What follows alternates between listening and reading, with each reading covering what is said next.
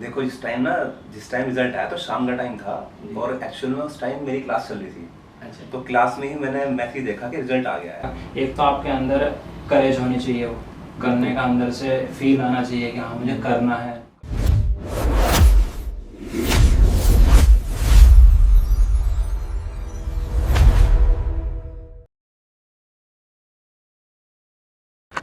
Hello दोस्तों, स्वागत है आपका टॉक चैम्बर के इस खास एपिसोड में।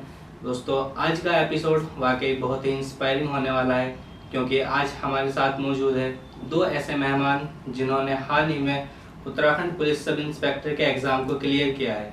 और ये सिर्फ एग्ज़ाम क्लियर करने की बात नहीं है, यह है स्ट्रगल, हार्डवर्क, जॉब के साथ साथ प्रिपरेशन और कभी ना हार मानने वाली जर्नी की कहानी।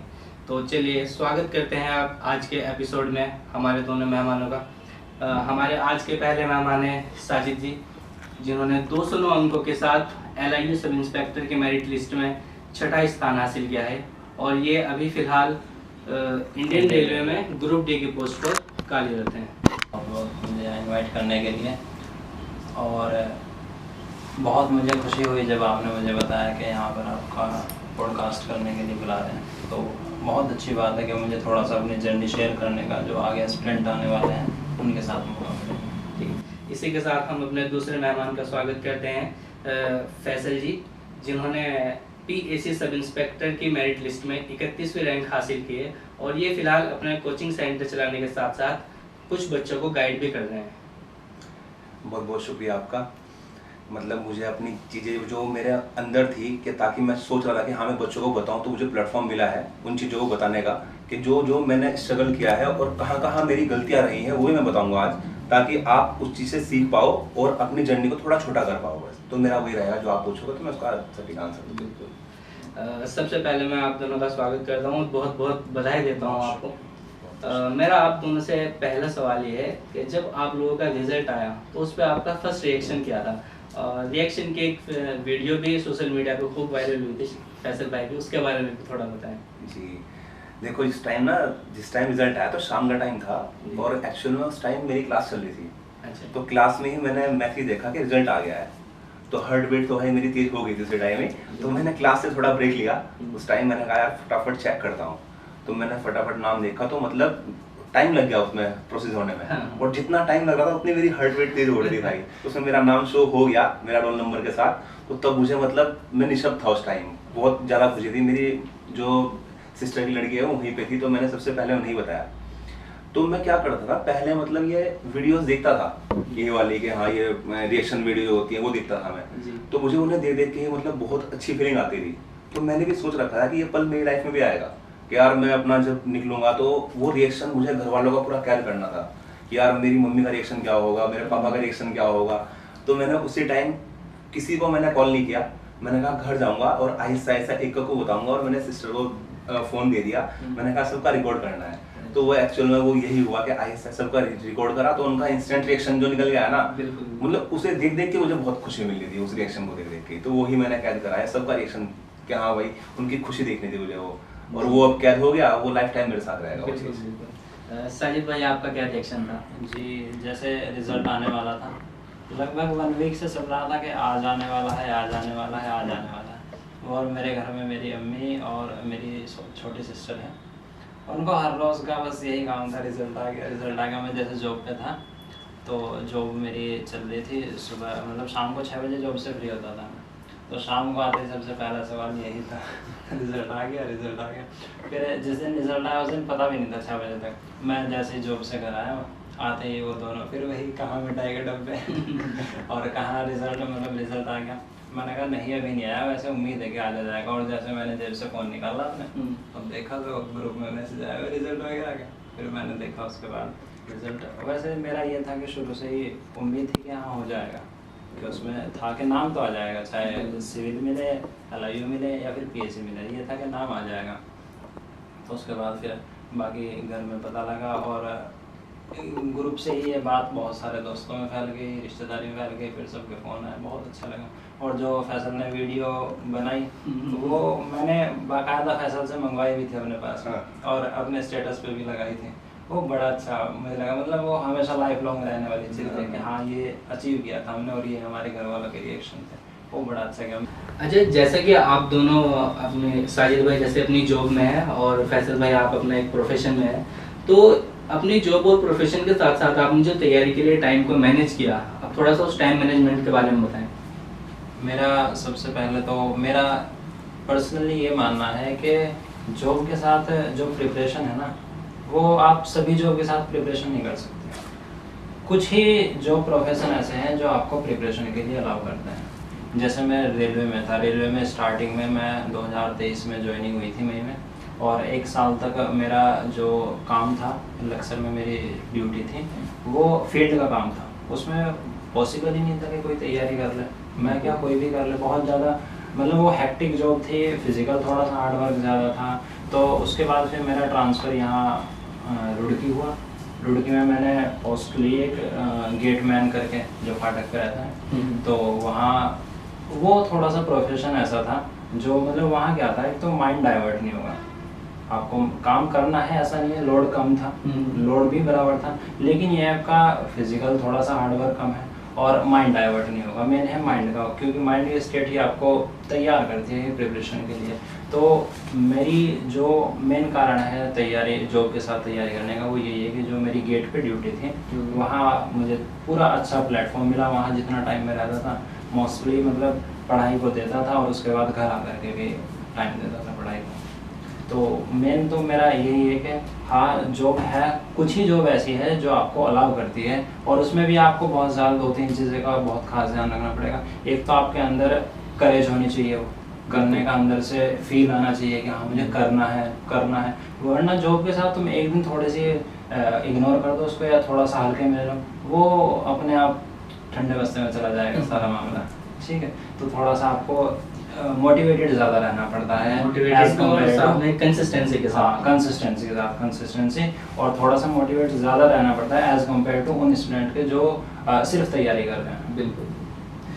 फैसल भाई, जैसा आपका प्रोफेशन कोचिंग का है, तो दिन भर तो आप कोचिंग में रहते होंगे, तो कोचिंग के साथ साथ कैसे आपने टाइम को मैनेज किया? देखो 2022 में मैं CPO मैंने क्वालिफाई कर रखा है, CPO कर रखा है। उसके बाद मेरा IIT जूनियर सुपरिटेंडेंट में हो गया था 2022 में, पर वो उसके साथ क्या था, उसमें CRPF में था मेरा। अच्छा। तो उसमें मैं आगे की प्रिपरेशन नहीं कर पाता, क्योंकि भाई झारखंड में उसकी पोस्टिंग थी, तो आगे की प्रिपरेशन के लिए वो रुकावट थी। तो उस टाइम मेरे पास कोई ऐसा प्रेशर भी नहीं था कि यार घर वालों का कि हाँ तुम्हें जॉब करनी है अभी, मतलब घर वालों का अच्छा सपोर्ट था मुझे। तो उन्होंने कहा जो तेरा मन कर रहा है, मतलब तो छोड़ना चाहता छोड़ ले, अपना आगे बढ़ना चाहता पढ़ ले। तो फिर मैंने डिसाइड किया कि हाँ क्या चीज़ ऐसा कर सकता हूँ कि हाँ साथ साथ प्रिपरेशन होती रहे और मेरा डेली का खर्च भी निकलता रहे ऐसे। तो मुझे कोचिंग से बढ़िया कुछ नहीं लगा उस टाइम। मैंने कहा यार ये हमारा क्या कहेंगे, हम पढ़ाते भी रहेंगे, उसके अंदर पढ़ाते भी रहेंगे और वही काम हमारे काम आने वाली चीज़ें हैं।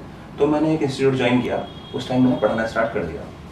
तो क्या हुआ कि हाँ लेकिन पढ़ाते टाइम हर चीज़ को पैरेलल लेके चलना होता है यार। हमारे पास उसमें इंग्लिश भी आती है, GK भी आती है। अब मैं पढ़ा रहा हूँ मैथ्स, तो जो बंदा मैथ्स पढ़ा रहा है वो मैथ्स का हो गया रह गया। तो ये मुझे समझ में आई 1 साल के बाद। मेरा 1 साल निकल गया, मैं देख रहा हूँ मेरी कमियां कहाँ हैं। तो मैं वर्क कर रहा हूँ सिर्फ एक पायदान के ऊपर, जबकि आपको क्या करना है, 4 पिलर आपको पैरेलल लेके चलने पड़ेंगे वो। तो उस टाइम मेरा कोचिंग में ज़्यादा टाइम जाना लग गया था। फिर मैंने डिसाइड किया कि मैं कोचिंग में 2 ही लेक्चर दूंगा, बस कि 2 लेक्चर दूंगा, बाकी का बचा हुआ टाइम मुझे अपने पर इन्वेस्ट करना है। तो मेरा मैथ्स तो वहाँ से रेडी हो रहा है, क्योंकि जहाँ मैं कोचिंग में पढ़ा रहा हूँ, और बाकी बचे हुए टाइम को मैं अपने वीक पोर्शन में लगा रहा था कि जो मेरा वीक पोर्शन होगा ना, हाँ मेरे एग्जाम की रिक्वायरमेंट ये है कि आप तुम्हें ये चीज़ चाहिए। तो मैंने देखा मेरा वीक एरियाज क्या है, मैंने लिखा, मैंने बचा हुआ टाइम अपने वीक एरियाज को स्ट्रॉन्ग करने में लगाया। फिर अब ये था ये उत्तराखंड SI का, ये मतलब मेरी प्रिपरेशन तो सेंटर के एग्जाम की थी। ये मेरा पहला एग्जाम था उत्तराखंड का, और ये 3 महीने पहले डिसाइड किया था मैंने कि यार मुझे इस एग्जाम में जाना है, क्योंकि उस टाइम मेरा एम था CGL के लिए।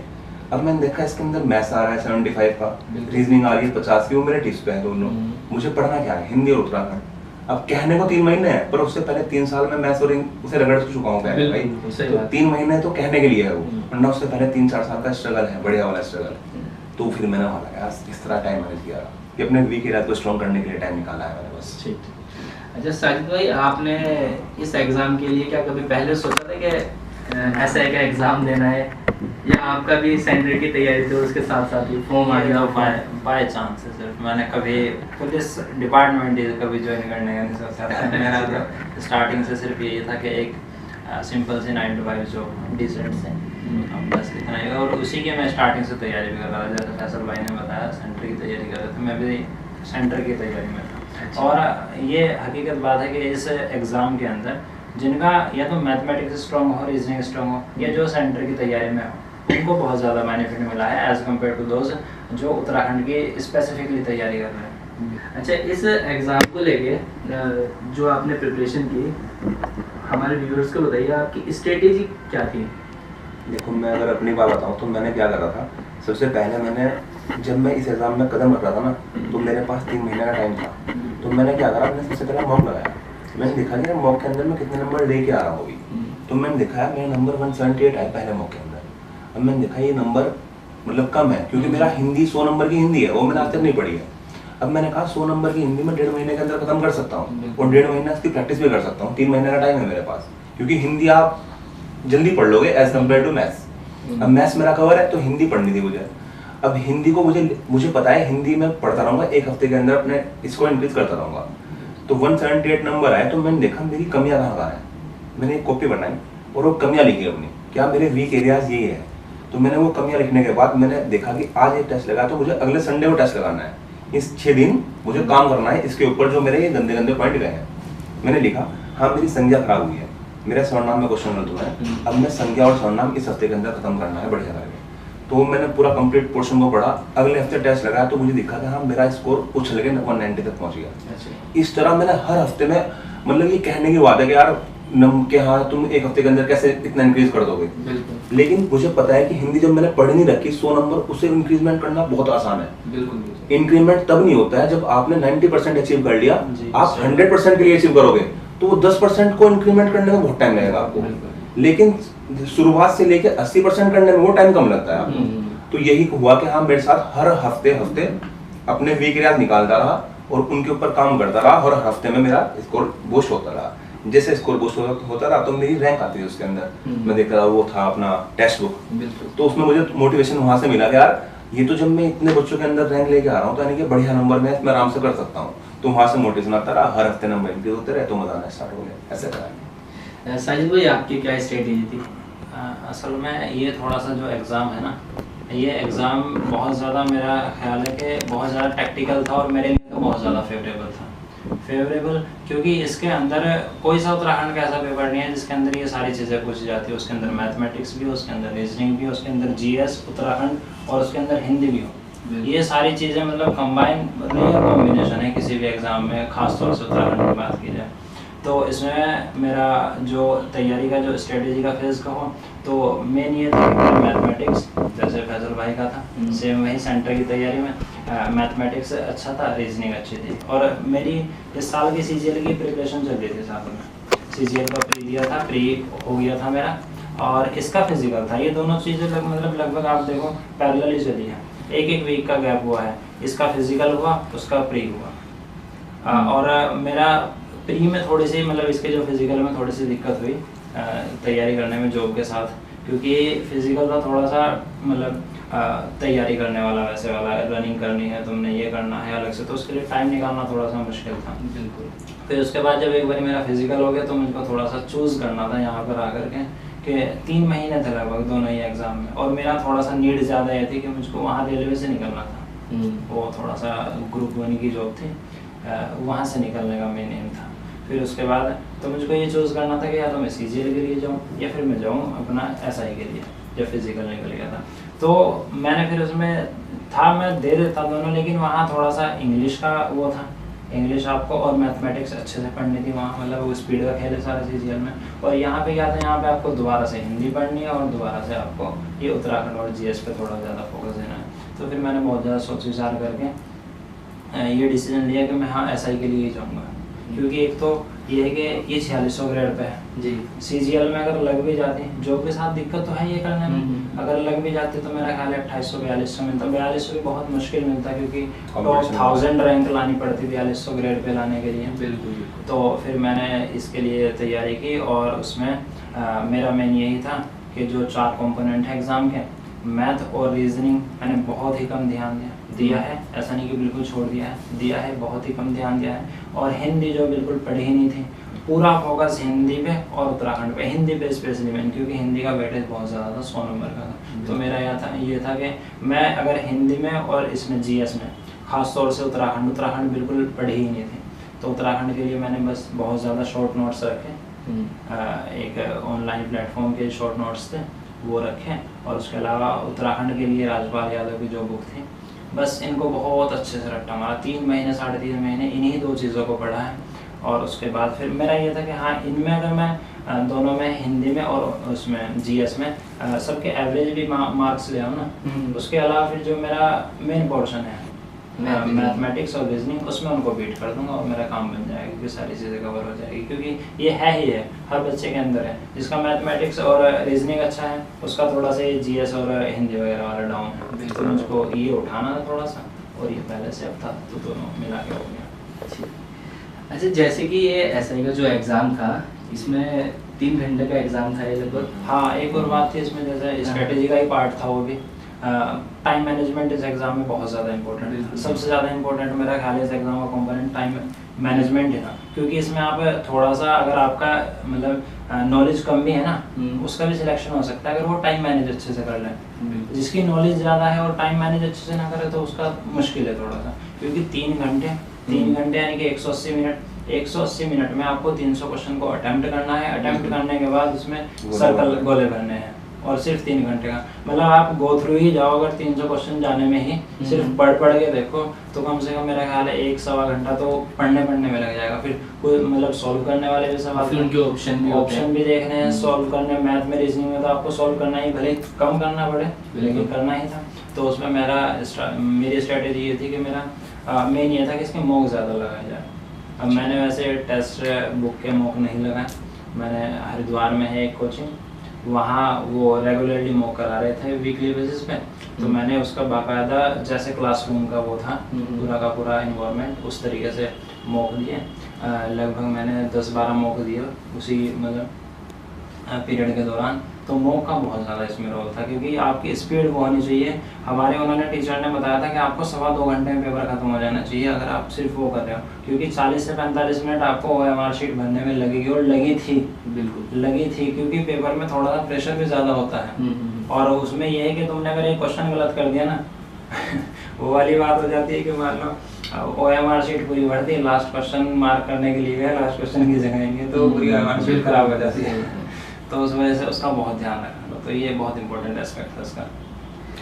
अच्छा फैसल भाई, आपने एग्ज़ाम हॉल में जब एग्ज़ाम देने के लिए गए तो अपने टाइम को कैसे मैनेज किया, और जो एग्ज़ाम प्रेशर होता है उसको किस माइंडसेट के साथ में आपने हैंडल किया? देखो मैंने क्या किया था, टेस्ट मैंने इस टाइम लगाता था ना, तो मैंने ऑनलाइन भी लगाया है, तो मैंने OMR के साथ लगाया है। मुझे पता है कि OMR तो भरनी पड़ेगी वहाँ, तो कितना टाइम, यानी कि मैं आधा घंटा पहले छोड़ देता मेरे को कि हाँ मुझे आधा घंटा OMR में लगना है। फिर मैंने देखा दूसरी गलती क्या होती है कि यार OMR में अगर आप छोटा सा गलती कर दोगे ना, एक गोला भर दिया और फिर अरे यार सीधा था वो, है ना, तो वो गोला वो यानी कि वो नंबर जहाँ आपको एक नंबर मिलना था ना, आपने वहाँ 0.25 गवा दिया उस नंबर को, वो गोला खराब हो गया। तो मैंने अभी मैं देख रहा था कि मेरा हर बार ये गलती हो रही है मेरे से, कि हर बार 1-2-3 क्वेश्चन मेरे हर बार गड़बड़ा डगमगा रहे हैं ऐसे। तो मैंने इसका तोड़ क्या निकाला, मतलब ये मेरी खुद की स्ट्रेटजी थी कि हाँ कैसे करना है कि यार हम पेपर को पढ़ते हैं, तो पेपर को पढ़ते टाइम हम टिक मारते हैं ऑप्शन के ऊपर। तो मैंने कहा टिक ना मार के क्यों ना OMR शीट साथ में रख लो कि क्वेश्चन पढ़ा, इसका आंसर सी आया तो सी पे मैंने डॉट मार दिया कि डॉट से गोला खराब नहीं हुआ वो, और गोले डॉट लग गए वो। तो मेरा काम ये था कि हाँ बस मैंने OMR शीट सामने रखी थी अपने, उसे साइड में नहीं रखी थी। क्वेश्चन का आंसर आया डॉट डॉट डॉट, अगर डॉट में गलती भी होगी तो कोई दिक्कत नहीं है। तो उसमें डॉट में फिर क्या होगा, जब सारे भर दिए ना मैंने, और मुझे पता है कि इस एग्जाम के अंदर टाइम कम है, आपको दोबारा पलट के आके मौका नहीं मिलेगा आपको कि आप दोबारा पलट के आके देखोगे। अगर आप ये सोच रहे हो ना कि हाँ मैं छोड़ के चलता हूँ आगे कर लूंगा, नहीं मिलता भाई, इतना टाइम नहीं मिलेगा पेपर के अंदर। तो मैंने देखा यार टाइम मैथ्स के अंदर मुझे कितना चाहिए देना है, कितना टाइम लगता है, हिंदी के अंदर कितना, जीके के अंदर कितना, ये मेरा माइंड सेट था पहले ही, यार इतना टाइम लगने वाला है, और वो डॉट मारता रहा। तो उतना टाइम के हिसाब से मैंने पूरा पेपर किया, तो मुझे पेपर में कोई दिक्कत नहीं आई, मेरा पेपर आराम से हो गया था। हाँ गोले भरने में एंड में ये हुआ था कि हाँ इतना टाइम हो गया कि हाँ 3-4 गोले में रह गए, लेकिन वो बढ़िया थे वहाँ पे, उन्होंने 3-4 मुझे टाइम दे दिया, क्या चलो भाई ठीक है कर दो तुम इतना, ये तो ये हुआ है। लास्ट में फिर भी 2-3 क्वेश्चन छूट गए थे मेरे, जो रीजनिंग के, जो मेरे से मतलब वही नहीं हुआ, स्ट्राइक नहीं हुआ मुझे कि यार ये कैसे होंगे, वो छूट गए थे लास्ट में, क्योंकि रीजनिंग मैंने सबसे लास्ट में अटेम्प्ट करी थी, जबकि मेरा स्ट्रॉन्ग पार्ट वही था रीजनिंग और मैथ्स। अच्छा साजिद भाई, आपने इसे टाइम मैनेजमेंट का तो बताया कि कितना ज़्यादा ज़रूरी है एग्जाम हॉल में, आपने प्रेशर को कैसे हैंडल किया? प्रेशर का तो ऐसा है, असल में इस एग्ज़ाम की मैं आपको पर्टिकुलरली बात करूँ, मेरे 2-4 दोस्त ऐसे हैं जिनकी तैयारी बहुत अच्छी थी, इवन मेरे से बेटर भी थी, लेकिन वो थोड़ा सा प्रेशर में, या यूँ कह लिया जाए कि उनका दिन नहीं था उस दिन, उनके सिलेक्शन नहीं हुए इसमें, तो ये बहुत इंपॉर्टेंट बात है। मेरा हमारे एक टीचर ही है और जिनसे ऑनलाइन पढ़ता हूँ, परमार SSC, उनका मेन कहना यह है कि जब आप जिस दिन एग्ज़ाम के अंदर जाओ उस दिन आप अपने अंदर इतना कॉन्फिडेंस लेके जाओ, आप मेहनत करो, बहुत मेहनत करो, औरों से ज़्यादा मेहनत करो, लेकिन आप जिस दिन एग्ज़ाम हॉल के अंदर एंट्री करो तो आपका कॉन्फिडेंस इस लेवल का होना चाहिए कि जो आज सवाल मुझे नहीं आएगा ना, वो आज किसी को नहीं आएगा। और मेरा शुरू से यही था, मैं जिन दोस्तों के साथ गया था गाड़ी में, तो मतलब मैंने लगभग 1 घंटा पहले सारी चीज़ें हटा दी थी, और फिर यही चीज़ मेरे दिमाग में थी कि जो आज सवाल मेरे से नहीं होगा ना, चाहे वो रीजनिंग का हो, GS का हो, हिंदी का हो, वो किसी से नहीं होगा, क्योंकि मैंने पूरे अपने 100% दिया है। पॉजिटिव थिंकिंग, हाँ, ये पॉजिटिव थिंकिंग बहुत इंपॉर्टेंट है। वहाँ अगर मैं डाउट लेके जाता कि आखिर तक इसी बात में उलझाऊँ कि मैथ से शुरू करूँ कि हिंदी से शुरू करूँ, तो ये चीज़ें खराब हो जाती है इसमें। तो ये बहुत इंपॉर्टेंट बात है कि आपके अंदर जिस दिन आप एग्ज़ाम के अंदर जा रहे हो, उससे पहले आप इतनी मेहनत करो कि आप ये कॉन्फिडेंस डेवलप कर लो, क्योंकि फेक कॉन्फिडेंस काम नहीं आएगा, आपने पढ़ा कुछ है नहीं और आप फिर सोच रहे हो ये बात, वो काम नहीं आएगा। तो आप वो मेहनत पूरी करें ज़बरदस्त, और फिर उसके बाद जिस दिन आप एग्ज़ाम में जाओ तो इसी कॉन्फिडेंस के साथ जाओ कि आज जो मुझसे छूट गया ना, वो कोई नहीं कर पाएगा। बिल्कुल, तो मेन वही कंसिस्टेंसी और पॉजिटिव थिंकिंग रखनी है अपनी, कभी नेगेटिव नहीं सोचना है। नेगेटिव आ गई ना, अगर हम एग्जाम हॉल में बैठे हुए हैं और यार माइंड के अंदर ये आ गया यार अगर ना हुआ तो क्या होगा, बिल्कुल, अगर ये माइंड के अंदर थोड़ा आ गया ना उस टाइम, वही काम तो वो आपको ले डूबेगा वो टाइम। या फिर आपने मान लो कि हाँ इस तरह मैं हूँ मैथ्स में, आपने ये सोच के बैठ गया ना यार मैथ्स का क्वेश्चन तो मैंने इतने लगा रखे हैं सारे ही कर दूंगा मैं, और मैं अपना उससे ईगो पे लेके बैठ गया कि यार मेरा ईगो है, मैथ्स का क्वेश्चन तो बच ही नहीं सकता। अब ये क्वेश्चन आप मान लो आपने प्लस की जगह माइनस कर दिया कहीं पे भी, और बार बार आप एक गलती वही कर रहे हो और उस क्वेश्चन को छोड़ नहीं रहे हो क्योंकि ईगो पे ले रखा है कि यार मैथ्स तो मैं करूंगा ही करूंगा, तो वो क्वेश्चन आपका टाइम भी ले रहा है, आपका पूरा एग्जाम ले रहा है, पूरा साल ले रहा है वो, यानी कि अगली बार तुम्हें उड़ा रहा है वो क्वेश्चन, तुम हर बॉल पे छक्का नहीं लगा सकते भाई, है ना। तो तुम्हें अच्छी बॉल को सम्मान देना है, अच्छे क्वेश्चन को सम्मान देना पड़ेगा। तो वही है कि अपनी ईगो पे नहीं लेना। अगर आप एग्जाम हॉल में जा रहे हो तो स्किप मारने की कला आनी चाहिए, कि अगर आप स्किप मारने की कला है ना आपके अंदर कि यार अच्छा क्वेश्चन है तो उसे भाई इज्जत दो उस क्वेश्चन को, ठीक है तो ये किसी से नहीं हो रहा है तो आगे बढ़ो, आगे बहुत बढ़िया बढ़िया क्वेश्चन आपका वेट कर रहे हैं। ऐसा ना हो कि उस क्वेश्चन की वजह से आगे आने वाले क्वेश्चन देख भी ना पाओ, है ना। तो थोड़ा उस टाइम ईगो को साइड में रखना है और अपना वही अपनी स्ट्रेटेजी अच्छे से बना के चलनी है, स्ट्रेटेजी अपने हिसाब से बनानी है आपको। जैसा कि आप दोनों ने बताया कि मैथ और रीजनिंग आप दोनों के स्ट्रॉन्ग पॉइंट है, तो इस एग्जाम में आपने पहला पोर्शन जो स्टार्ट किया मैथ से स्टार्ट किया या हिंदी से स्टार्ट किया? मैंने तो सबसे पहले मेरा तो स्टार्टिंग से यही था कि मॉक भी जो मैं स्टार्ट करता था और जितने भी सारी चीज़ें दी है मैंने इसमें हमेशा मैथ से स्टार्ट किया है, और इस बार भी यही था कि मैथ से स्टार्ट करना है। क्योंकि पहले मैंने ये था टाइम अलॉट कर रखे थे मैंने हर एक सेक्शन के लिए ना, कि मैथ इतनी देर में ख़त्म हो जाना है, रीजनिंग इतनी देर में ख़त्म हो जानी है, और ये सारी चीज़ें ऐसे ऐसे चलेंगी। तो मैंने स्टार्टिंग मैथ करी, फिर रीजनिंग करी, और फिर उसके बाद उसमें गया मैं। मेरी प्रैक्टिस अच्छी थी क्योंकि बहुत सारे बच्चे जिन्होंने मैथ से स्टार्ट किया है वो बस मैथ में उलझ के रह गए हैं। मेरा था कि हाँ मैं कर लूँगा इसको, और स्किप किए हैं, जैसे फैसल भाई ने बताया स्किप करने का अलावा नहीं चाहिए, तो स्किप किए हैं, बहुत सारे क्वेश्चन स्किप किए हैं। उसके बाद फिर तब जाके हिंदी जो मतलब ज़्यादा स्कोरिंग सब्जेक्ट है, कम टाइम में आप ज़्यादा स्कोर कर सकते हो, तब वहाँ तक मुझे तो टाइमली हो गया था मेरा इनका उल्टा था बिल्कुल। मैंने क्या किया था, मैंने कहा यार हिंदी है, आ गया तो आ गया, नहीं आया तो नहीं आया, तो दोबारा नहीं जरूरत है नहीं, पहले हिंदी फिर जीके, आ गया तो आ गया, नहीं आ गया तो ऐसा तो है नहीं कि मैं दोबारा आगे देखूंगा सही कर दूंगा। तो हिंदी और जीके मैंने कहा फटाफट इन्हें खत्म करो, इस पर दोबारा नहीं जरूरत नहीं है। हाँ मैथ्स का क्वेश्चन स्किप मारूंगा, उसमें दोबारा आना पड़ेगा उस क्वेश्चन में, और अगर जीके उसका मारूंगा उत्तराखंड और क्या बोलते हैं ऐसे रीजनिंग का, तो उसमें भी दोबारा आना पड़ेगा। तो ये मैंने बाद में लगाए थे वो कि यार ठीक है छूट गया अपना, उसके बाद मैंने मैथ्स, फिर उसके बाद रीजनिंग, मेरा सीक्वेंस ये रहा था, और ये मैं एग्जाम में मतलब प्रैक्टिस भी मैंने इस तरीके से करी थी कि जरूरी नहीं कि हाँ जो मेरी स्ट्रेटजी है वो सबके ऊपर फॉलो होगी, है ना। अगर आप आपका स्ट्रॉन्ग पॉइंट मान लो हिंदी है तो आप हिंदी से स्टार्ट करो, या आपको लगता है कि यार मेरा स्ट्रॉन्ग पॉइंट रीजनिंग है तो रीजनिंग से स्टार्ट करो। बस ये है कि जो आप प्रैक्टिस घर करके जाओगे ना वही वहाँ पे अप्लाई करनी है। वहाँ पे अगर तुम उसके अंदर सोचोगे यार ये ऐसा कर रहा है तो मैं भी ऐसा करूंगा, तो भाई वो आपका सिस्टम खेल बिगाड़ देगा। वो आपने प्रैक्टिस जिस हिसाब से कर रखी है ना घर पे, वही वहाँ पे अप्लाई करना है फिर आपको। वैसे मेरा ना जैसे फैसल भाई ने बताया हिंदी से स्टार्ट करने का था थॉट, लेकिन मैंने इस चीज़ को ये सोच के छोड़ा कि मेरा स्ट्रॉन्ग पॉइंट है मैथमेटिक्स, और उसमें कॉन्फिडेंस का बहुत अहम रोल है। मतलब अगर तुम शुरू में मान लो हिंदी में या जीके में तुम्हें कुछ ऐसे सवाल आ गए कि जो तुम्हारा कॉन्फिडेंस को लीड हुए, तो तुम इसकी गलतियाँ वहाँ मैथ में दोहराओगे। तो मेरा यह था कि जो मेरा स्ट्रॉन्ग पॉइंट है ना उसमें ज़्यादा कॉन्फिडेंस था मेरा इनके कंपैरिजन में, तो इसीलिए मैंने उनको पहले प्रेफरेंस दी। उसके बाद मैंने कहा चलो हो जाएगा। बस हाँ इसमें ये बात ज़रूर थी कि आपको टाइम मैनेज अच्छे से करना आना चाहिए। आपने ये नहीं कि पौन घंटा रख रखा है मैथ के लिए और आप 1.25 घंटे का उसी में लगे हुए, फिर छूटना था, खराब होना था, मतलब खराब होना था पेपर बिल्कुल। तो ये था।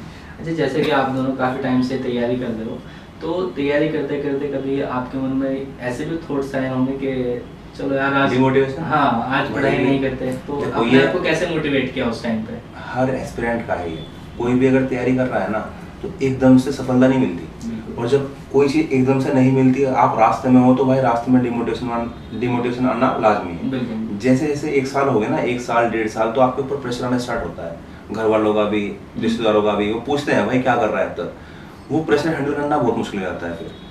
फिर आप एग्जाम में जब बैठते हो ना कि यार एग्जाम में बैठ रहे हो, तो आपके माइंड के अंदर वो हर साल के बाद वो प्रेशर बढ़ेगा, और प्रेशर आपका एग्जाम भी गंदा करवाता है। बिल्कुल। अब जिस तरह मेरे इसमें आता था ना, तो मैं अपने आप को मोटिवेट कैसे करता था, जिस तरह वो रिएक्शन वाली वीडियो देखी आपने, तो जब भी मेरा कुछ इस तरह होता था, मैंने रिएक्शन वाली वीडियो मैंने 2-3 उठा के रख रखी थी अपने पास, कि मैं वो देखता रहा। वो जो चेहरे की चमक होती थी ना घर वालों की, कि यार वो खुशी की, जब वो बताते रहे कि मेरा सिलेक्शन हो गया, वो खुशी का वो निकलता रहा वहां से वो मोमेंट, तो वो मोमेंट देखने के लिए मैंने कहा ये खुशी देनी है यार अपने घर वालों को, ये खुशी भी मतलब ये खुशी हमें अपने घर वालों को देनी है, वो चमक देखनी है उनकी आंखों के अंदर।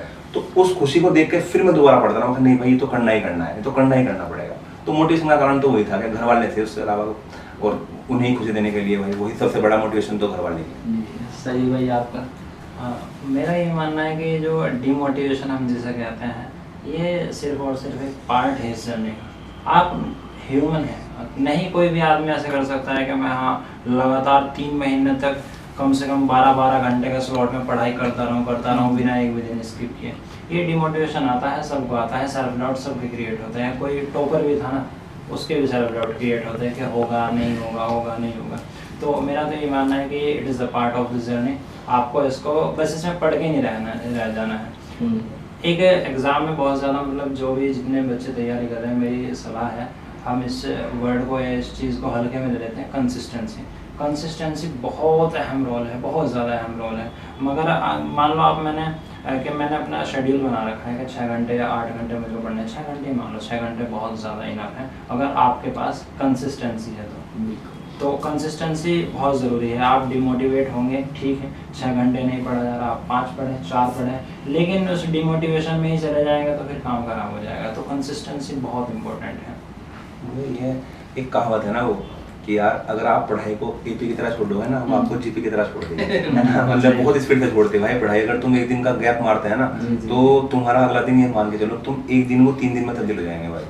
फिर क्या होगा कि हाँ तुम जिस चीज़ को छोड़ के आए हो ना, वो तुमसे बहुत दूर भागी पढ़ाई को पकड़ना बहुत मुश्किल काम होता है वहीं से, कि अगर आपने छोड़ दिया एक बार। अच्छा, आपका लाइफ का सबसे लो फेज क्या था, मतलब थोड़ा सा वो बताएं। लो फेज तो ये था कि हाँ 2022 में मेरे पास गुच्छों में नौकरियाँ आई थी, अच्छा है ना। कि यार उस टाइम मुझे उनकी वैल्यू नहीं हो रही थी। यार ठीक है, हाँ ठीक है कर लूंगा, मतलब कॉन्फिडेंस लेवल इतना हाई हो गया ना कि अब मैं जिस एग्जाम में बैठूंगा वो निकाल दूंगा। ओवर कॉन्फिडेंस हो गया, आप कह सकते हो आप इसे, वो हो ही गया था मतलब उस टाइम। फिर 2023 और 2024 ये मेरी लाइफ के मतलब ये 2 साल मेरे इतने गंदे गए हैं ना कि यार एग्जाम मतलब कि पता ही नहीं क्या हुआ कि यार भाई मैं एक बार तो मैं इतना बढ़िया करके आ गया, और अगली बार मैं प्री में रह गया कि जहाँ मैंने आज तक नहीं रहा प्री के अंदर, मतलब प्री मेरा हर बार निकला है, मैं मेंस के अंदर जाकर रह रहा हूँ या वहाँ जाकर रह रहा हूँ, एंड उसमें मेरा प्री नहीं हुआ। अब वो प्री नहीं हुआ, उसने मुझे तोड़ दिया भाई उस चीज़ ने। यार अगली बार प्री नहीं हुआ, 2024 में पेपर पीछे चला गया बहुत ज़्यादा। तो 2 साल मेरे बहुत गंदे गए हैं, लास्ट में मुझे ऐसी फीलिंग आने लगी कि वो मेरे से गलती हो गई, जो मेरे सामने था उसे मैंने लिया नहीं है और अब मुझे वो मिल नहीं रहा है वो भी। अब लास्ट मोमेंट पे आके मुझे ये चीज़ मिली तो भाई यहाँ पे संतुष्टि है, इसे मैं छोड़ना नहीं छोड़ता हूँ। लेकिन हाँ बस ये है कि अब कोई भी होना अगर तैयारी कर रहे हो तो भाई कंसिस्टेंसी मेन पार्ट है। आप चलते रहो, कछुए की चाल, वो कहावत बनी है ना, खरगोश और कछुआ, तो हर बार कछुआ ही जीतता है, उसकी कंसिस्टेंसी है, वो लगातार चल रहा है वो, तो वो कहावत अभी भी चलती है वो, और वो है रियलिटी में, कहावत ऐसे बनती ही नहीं है। बिल्कुल। तो ये है। शाहिद भाई आपका लो फेस क्या था? मेरा लो फेस थोड़ा सा पढ़ाई में, तो पढ़ाई से रिलेटेड तो नहीं था, मेन था फैमिली बैकग्राउंड वगैरह वाला। मेरा थोड़ा सा फैमिली बैकग्राउंड वीक था स्टार्टिंग से, और 2019 में मेरा डिप्लोमा कंप्लीट हुआ था, और उसके बाद मैंने तैयारी शुरू की थी, और 19 के बाद जैसे तैयारी शुरू की मैंने 20 में ही, मतलब बहुत इनिशियल फेज था, 20 में ही कोरोना आ गया था। और कोरोना के बाद कुछ हमने अपना शहर, पहले हरिद्वार में रहते थे, उधर से यहाँ रुड़की में शिफ्ट किया था। और फिर कोरोना के बाद थोड़ा सा घर का जो काम वगैरह था वो भी छूट गया था, तो उस समय पूरा का पूरा फैमिली का बर्डन मुझ पर आ गया था। मैं घर का बड़ा हूँ और फादर की डेथ हो रखी है, तो पूरा का पूरा बर्डन मुझ पर आ गया था। फिर उसके बाद एक टाइम पे रुड़की में थोड़ी सी जान पहचान भी कम थी, काम वगैरह को लेकर दिक्कत हो गई थी शुरू में।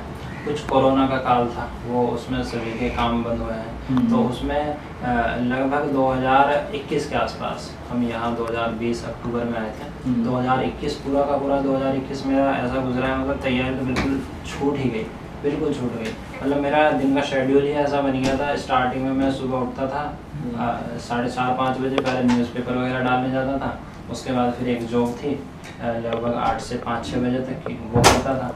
फिर उसके बाद 1-2 बच्चों को ट्यूशन पकड़ रखे थे, वो करता, मतलब पूरा हेक्टिक था, वो सबसे ज़्यादा लो फेस था। मेरा तो मेरे दोनों भाई हैं जो दोनों ने बहुत सपोर्ट किया है, और अम्मी पापा ने मतलब बहुत, उनका ही बस फैमिली का ही सपोर्ट रहा है, वो प्रॉपर सपोर्ट उनका रहा है। मतलब उन्होंने कभी मुझे इस तरह, शाहिद भाई का तो मतलब बहुत ही ज़्यादा ये था कि हाँ भाई ने अपना काम भी करना है, दिल को भी देखना है, उसके बाद अपना पढ़ाई को टाइम देना है।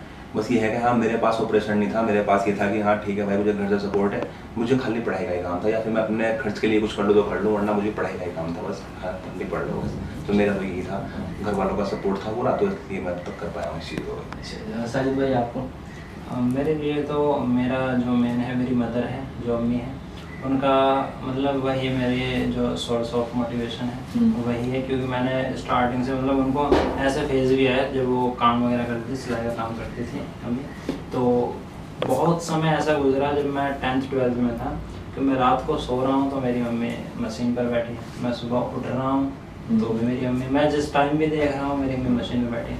तो मेरे लिए तो सोर्स ऑफ मोटिवेशन वही था, और उन्हीं की मतलब उन्हीं के लिए ये जो रेलवे में लग गई थी, ठीक थी, मतलब ठीक अमाउंट था, भले ही छोटी जॉब थी लेकिन मेरे घर में थी, यहीं रुड़की में ही जॉब है, वो इनफ हो सकती थी। लेकिन मेरा जो मेन सोर्स था ना कि कुछ करना है तो उनके लिए करना है, और वही मतलब हमेशा आप जैसे किसी भी चीज़ को हम करते हैं ना, तो एक चीज़ होती है वाई, कि क्यों करना है हमको, तो वो वाई आपको पता होना बहुत अच्छे से ज़रूरी है।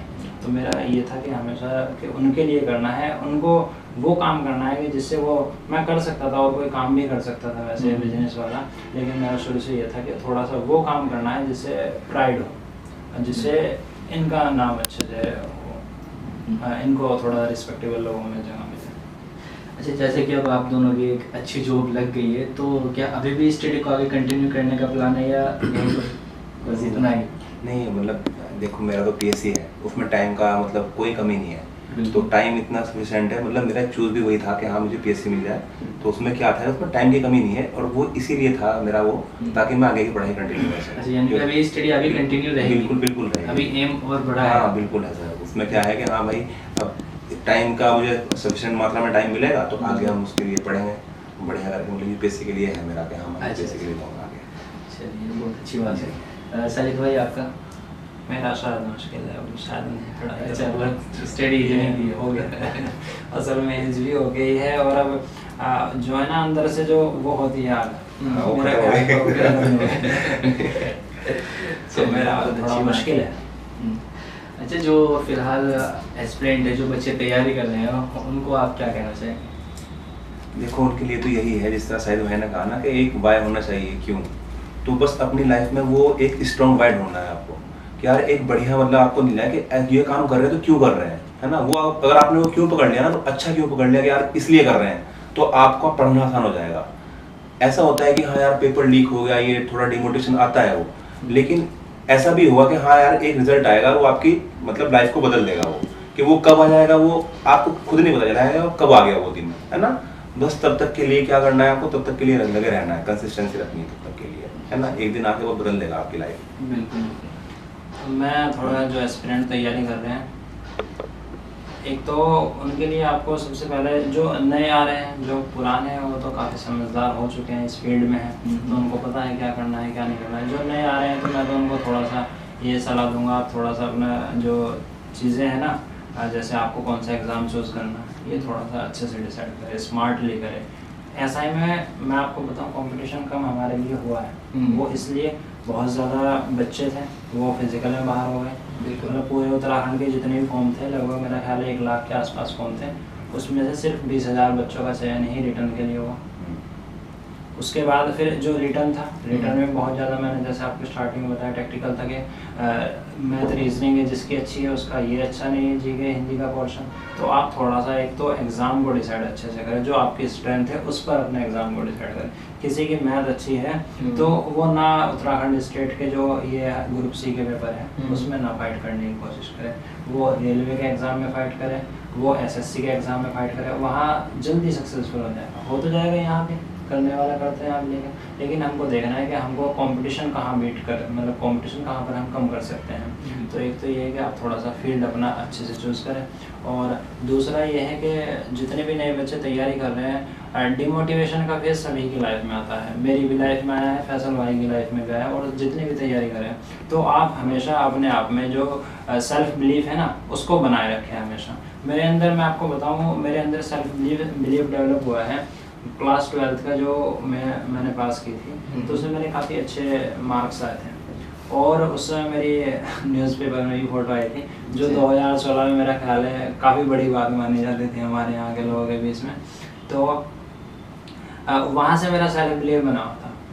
2016 से लेकर के अभी तक के भी, और आज भी मेरे अंदर ये बिलीव है कि हाँ, मैं अगर कोई एग्ज़ाम पकड़ लूँ, कुछ भी हो, मैं कोई एग्ज़ाम पकड़ लूँ तो मैं उसको कर सकता हूँ। ये मेरे अंदर बिलीव है कि वो सभी लोग, सबसे पहले तो आप अपना बिलीव चेक करें कि अगर आपको हाँ अपने अंदर बिलीव नहीं है तो फिर आपके अंदर बार बार डाउट क्रिएट होंगे। तो आप बस थोड़ा सा स्मार्टली एग्ज़ाम को चूज़ करें, सेल्फ बिलीव करें, और जैसे कंसिस्टेंसी बताया अभी, कंसिस्टेंसी मेन पार्ट है।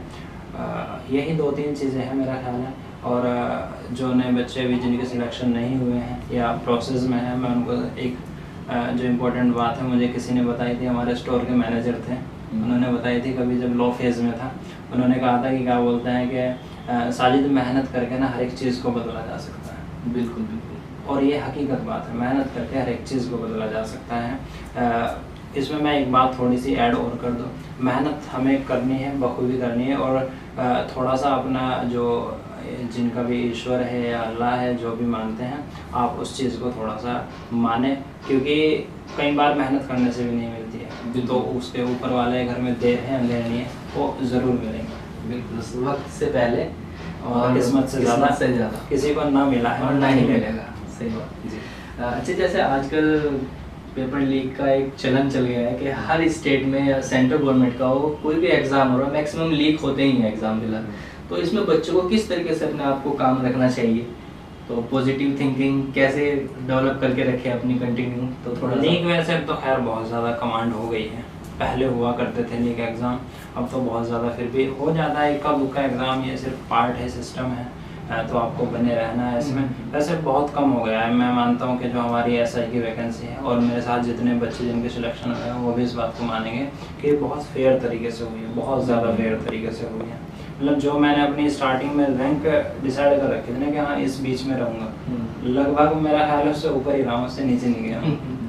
तो फेयर हुई है इसलिए तभी तो हुआ है। हाँ, तो इस चीज़ को, इस वाले एग्जाम में कोई उंगली नहीं उठी है SI के ऊपर ना, वरना वैसे अब उठ भी नहीं रही है, जितना बहुत कम, अब तो ना के बराबर ही चीजें चल रही है, बहुत अच्छी बात है, छोटा मोटा है बस। अच्छा फैसल भाई, जो आजकल बच्चे जो तैयारी कर रहे हैं, उनको अपनी थोड़ी स्ट्रेटेजी के बारे में बताएं, किस तरीके से उनको तैयारी करनी चाहिए?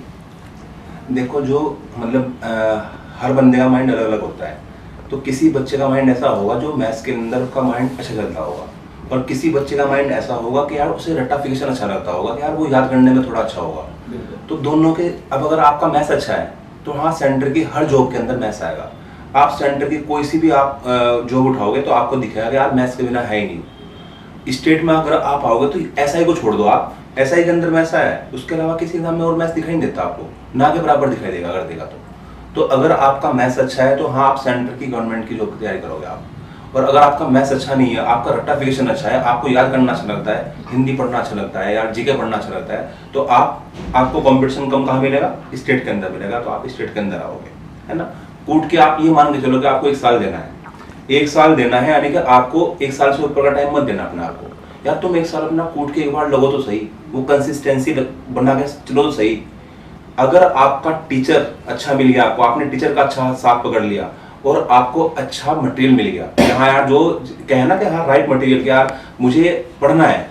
अब मान लो मैं हूँ यार, मैं पढ़ रहा हूँ कि यार सैटर्न है, सैटर्न की अर्थ से दूरी कितनी है। एक लड़के का मैंने देखे नोट्स, उसने लिख रखा है कि दूरी कितनी है, कितने किलोमीटर है। उस क्वेश्चन का एग्जाम से लेना देना नहीं है, वो इररिलेवेंट क्वेश्चन है। तो आपको रिलेवेंसी पे ध्यान रखना है कि यार जो तुम पढ़ रहे हो रिलेवेंट पढ़ रहे हो, अच्छे टीचर का हाथ पकड़ रखा है, अच्छे टीचर का अगर हाथ पकड़ोगे ना तो रिलेवेंट डाटा अपने आप पढ़ोगे आप। तो ये चीज ध्यान रखनी है कि जो पढ़ रहे हो वो रिलेवेंट है आपके एग्जाम के लिए या नहीं है, एक पॉइंट। दूसरा पॉइंट कि यार अगर आप कोई एग्जाम पढ़ रहे हो, मान लो आपने चूज कर लिया मुझे ऐसा ही करना है और ऐसा ही 6 महीने है, तो आप उस 6 महीने को लिख लो, मेरे पास 6 महीने का टाइम है और मुझे ऐसा ही एग्जाम निकालना है। तो सबसे पहला काम होगा, पहली सीढ़ी होती है कि सिलेबस देखना कि यार एसआई का सिलेबस क्या है। फिर आप सिलेबस को आप बांट दोगे कि यार सिलेबस में आपसे आता क्या है और आपको पढ़ना क्या है आगे। कुछ ऐसा होगा कि आपने पढ़ रखा होगा लेकिन यार आपको वो याद नहीं है, यानी कि वो रिवाइज करना है आपको, और कुछ ऐसा होगा कि आपको शुरुआत से ही पढ़ना है। लिस्ट बनाओ उस सिलेबस की और पढ़ते जाओ, टिक लगाते जाओ कि हाँ मेरा सिलेबस, सबसे पहला काम होगा सिलेबस को कंप्लीट करना। दूसरी सीढ़ी आती है कि यार सिलेबस कंप्लीट हो गया, अब मुझे इसे रिवाइज करना है इस चीज को। जब रिवाइज करोगे तो कुछ चीजें भूल रखी होगी आपने, तो प्रैक्टिस का काम आता है कि अब आप प्रैक्टिस करोगे। प्रैक्टिस के बाद 2 सीढ़ी कंप्लीट होने के बाद तीसरा, ये मैं आपको पैर बता रहा हूँ कि आपको कैसे कैसे चलना है। सबसे पहला काम सिलेबस का हो गया, दूसरा काम प्रैक्टिस का हो गया, तीसरा काम क्या होता है कि अब आप मॉक लगा रहे हो, तो मॉक आपको क्या चीज सिखाएगा। आपने मॉक लगाया तो मॉक आपको सिखाएगा क्या क्या चीज सिखाएगा, आपकी सिली मिस्टेक निकल जाएगी कि यार क्वेश्चन आता भी है, आपको मिल्क रेशियो वाटर पे लगाना था, टिक आपने वाटर रेशियो मिल्क पे लगा दिया, कि आपने बढ़िया तरीके से क्वेश्चन निकाला है, टिक मारने में गलती कर दी। उस पॉइंट को लिखना है, उस पॉइंट को लिखना है कि मैं ये गलती करता हूँ, मैं माइनस करने में गलती करता हूँ।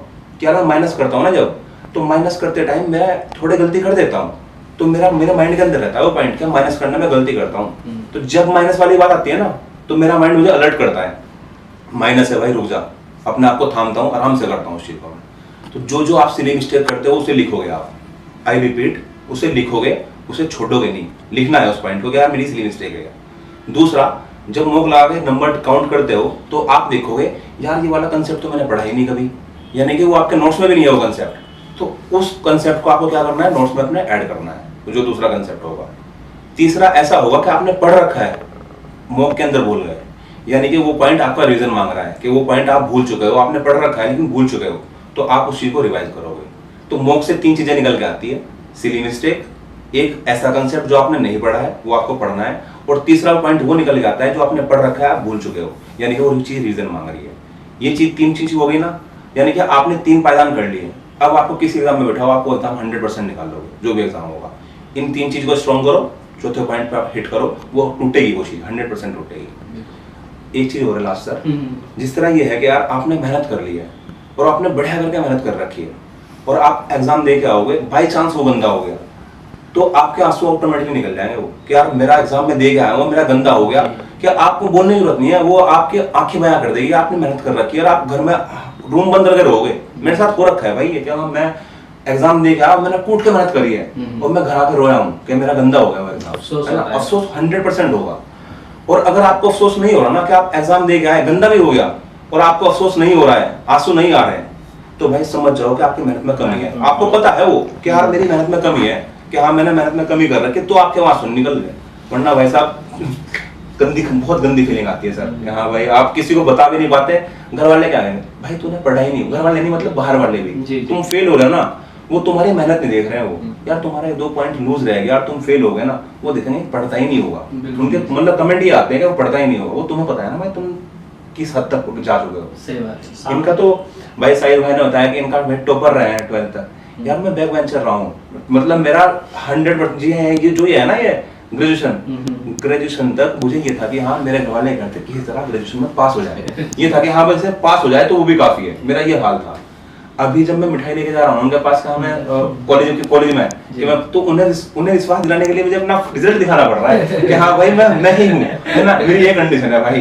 तो ये है कि हाँ भाई मैंने अपने आप को लायक बनाया, मैंने अपनी मतलब टाइम लगा है मुझे, क्योंकि भाई मैंने यहाँ से स्टार्ट किया है, बच्चे यहाँ से स्टार्ट करते हैं, पहले मैं बच्चों के लेवल तक आया हूँ फिर मैं ऊपर गया हूँ, तो मुझे टाइम लगा है उस चीज को अचीव करने के अंदर। आपके एग्जाम क्लियर करने से ये बात तो क्लियर हो गई कि गवर्नमेंट एग्जाम क्लियर करने के लिए 10th और 12th में टॉपर होना डेफिनेटली बिल्कुल भी नहीं है भाई। आप एवरेज भी हो ना, आप नीचे भी हो ना, बस आपका जज्बा होना चाहिए कि आपके अंदर जज्बा हो, लगन हो कि हाँ आपको निकालना है। अगर आपके अंदर वो जज्बा है, वो लगन है, तो भाई आज नहीं तो कल नहीं तो परसों 100% आप फोड़ोगे उसे। बीच में मुझे बहुत फोर्स कराया कि शादी कर ले, मुझे पता लगा कि भाई मेरा आने वाला टाइम बहुत बढ़िया होने वाला है। वो अपने अंदर मुझे कॉन्फिडेंस आ गया था कि अब मैं बैठूंगा निकाल लूंगा एग्जाम को, क्योंकि मैं उस लेवल को मैं अचीव कर चुका हूँ कि यार एग्जाम में बैठूंगा तो निकाल दूंगा। तो मैंने रोक के रखा था। अब मेरा ये है कि हाँ ठीक है शादी हो गई आपकी ठीक है, तो मेरी शादी नहीं हुई है कि हाँ अब ये है कि अब मुझे ये है एग्जाम निकल गया, सेटिस्फाइड हूँ, घर वाले भी, अब ये है कि अब शादी नहीं पड़ेगी। सही तो यहाँ पर थोड़ा भी बच्चों को। और बाकी तो जो मेन चीज़ें हैं सारी चीज़ें बता ही दी है फैसल भाई ने। मैं तो बच्चों को थोड़ा सा एक दूसरे पहलू पे लेके जाना चाहूँगा कि जिन बच्चों के रिजल्ट नहीं हो रहे हैं या तैयारी पूरी है फिर भी नहीं हो पा रहे हैं, तो आप इसको बहुत ज़्यादा सीरियसली भी मत लें कि इसको आप बिल्कुल अपनी लाइफ पर ही ले लें चीज़ें, एग्जाम को लाइफ पर ही। एक पॉइंट में भूल जाऊंगा कोई नहीं। यही है जिस तरह ये बोले ना कि हाँ अपनी लाइफ पे नहीं लेना, आपको क्या करना है, आपको मेहनत करनी है अपने एग्जाम, जैसे आप पढ़ाई कर रहे हो ना आप एग्जाम के लिए 100% अपने आपको झोंक देना है, 100% दे दो अपना 100%। नहीं होता है तो इसे ही सब कुछ नहीं मानना है कि आप इसे ही नहीं मानना कि यही सब कुछ है। भाई तुमने अपना 100% दिया है ना, बहुत चीजें सीखी है आपने, यहाँ से बहुत सारे रास्ते आपके खुल जाएंगे आने वाले टाइम में। तो इसे ही सब कुछ नहीं मानना है, 100% अपनी तैयारी में देना है, अपने एग्जाम करते टाइम देना है 100%। होना या ना होना उसे भूल जाओ आप, है ना। आप ये चीज देखोगे आप सीख बहुत कुछ रहे हो, ठीक है। तो बस यही पॉइंट था सर, आप कंटिन्यू। बस यही मेरी बात थी कि एग्ज़ाम ही बहुत सब कुछ नहीं है। आप सिर्फ एक एग्ज़ाम को अपनी ज़िंदगी ना बनाएं, अगर नहीं हो रहा है तो अपनी हार को एक्सेप्ट करें। इजीली लोग नहीं करते हैं। मैं अपनी बात करूं, मतलब खुद को सेंटर में रख के बात कर रहा हूं, मतलब इजीली लोग एक्सेप्ट नहीं करते हैं। आप हार को एक्सेप्ट करें और बहुत सारे काम है। मेरी खुद की तो पर्सनल राय ये है कि आप बिज़नेस करें। अगर आपकी थोड़ी सी कंडीशन ऐसी है कि आपको अलाउ कर दिए तो आप बिज़नेस करें, बिज़नेस बहुत बढ़िया है। और भी बहुत सारे काम हैं जिन्होंने बहुत अच्छा सक्सेस पाई है। सिर्फ गवर्नमेंट एग्जाम नहीं, टीचिंग का जो प्रोफेशन है, जैसे फैसल भाई कर रहे थे, टीचिंग का प्रोफेशन बहुत अच्छा है। और बिज़नेस वगैरह मैंने बताए ही, मतलब बहुत सारी चीज़ें हैं करने को। और आजकल तो नए हमारे पास में जो करियर का ऑप्शन है वो मौजूद है, जैसे वीडियो एडिटिंग ही है। और ये चैट जीपीटी वगैरह के जो बहुत ज़्यादा प्रचलन में है आजकल, इसमें बहुत सारे लोग, एक हमारा दोस्त ही है वो उसके साथ में काम कर रहा है, डीपसीक के साथ में। वो आजकल हालांकि उसने पढ़ाई अच्छी कर रखी, गेट वगैरह निकाल रखे हैं, वो मेरा ख्याल है 2-2.5 लाख रुपए महीने के हिसाब से कमा रहा है। ये है सिर्फ तो ऐसा नहीं है कि जो गवर्नमेंट जो भी कर रहे हैं वही अच्छी लाइफ जी रहे हैं। जी। इससे अलग भी अगर आप इससे अलग भी दुनिया है, बहुत रास्ते खुले पड़े हैं। तो ठीक है, एग्जाम नहीं निकला, इस चीज़ को छोड़े आप दूसरा कोई चीज़ करें। एक है थोड़ा सा, हाँ तैयारी का आप अपना थोड़ा सा जो ड्यूरेशन है ना वो ज़रूर मेंटेन करें। हाँ, मेरा यही सवाल था अगला कि जो प्रिपरेशन स्टार्ट कर रहे हैं नए बच्चे, उनको मैक्सिमम कितना टाइम अपना प्रॉपर सिर्फ स्टडी पे ही देना, कि 1 साल या 2 साल तक कितना टाइम आपके अकॉर्डिंग होना चाहिए? ये मेरा ख्याल है, मतलब पर्टिकुलरली हर एक बच्चे पे अलग अलग डिपेंड करता है। मतलब कोई एग्ज़ाम है, मेरी थोड़ा सा इसमें ये नहीं है ना कि मैं सिर्फ मैं हूँ, मेरा फैमिली बैकग्राउंड है, मेरे साथ और सारी चीज़ें जुड़ी हुई हैं। तो जो आपको जितना अलाउ कर दिया, अगर फैसल भाई को 5 साल अलाउ या 3 साल अलाउ करते हैं किसी एग्ज़ाम को, मुझे 4 करने हैं या मुझे 6 करने हैं, मेरी फैमिली इतनी अच्छी हो, जो मुझे अलाउ कर रहे हैं, सपोर्ट कर रहे हैं, तो ये थोड़ा सा ये। लेकिन ये कि ड्यूरेशन ज़रूर निर्धारित करें वो नहीं करेंगे तो आप, वो बहुत बेकार चीज़ है। इंग्लिश में एक कहावत है, मैंने पहले भी कहा, इसका पायरोविक विक्ट्री। पायरोविक विक्ट्री एक ऐसी जीत को कहा जाता है जिसको आपने हासिल करने के लिए इतना ज़्यादा नुकसान करवा दिया हो कि अब इस जीत के मायने कुछ न रहे हैं। बिल्कुल। तो उतना ज़्यादा लॉस ना हो इस चीज़ को लेकर के आप, ठीक है नहीं हो रहा है तो छोड़े, कोई दूसरा काम करें, मेरी तो यही राय है बच्चों।